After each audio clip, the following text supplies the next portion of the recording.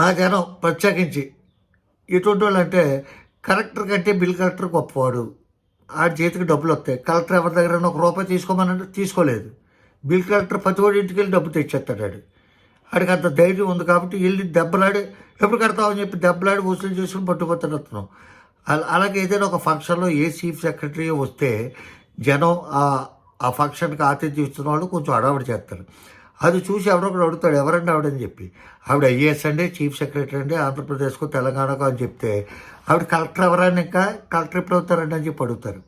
అట్లాగే బ్యాంకులో ఎవడొకడు వస్తాడు, ఫంక్షన్లతో వస్తాడు, ఎవరు మీ అబ్బాయి ఏం చేస్తాడంటే ఇట్లాగా బ్యాంక్ మేనేజర్ చేస్తాడు, పలానా బ్రాంచ్, పలానా బ్యాంకు, పలానా ఊరు అని చెప్పి చెప్తాడు. వెంటనే ఆయన అడిగేది ఏంటంటే ఇప్పుడు క్యాషియర్ ఎప్పుడు అవుతాడు. ఆడి దృష్టిలో ఆడి మైండ్ సెట్ ఫిక్స్ అయిపోయింది బ్యాంక్ అంటే బ్యాంకులో క్యాషియర్ గొప్పడని చెప్పి.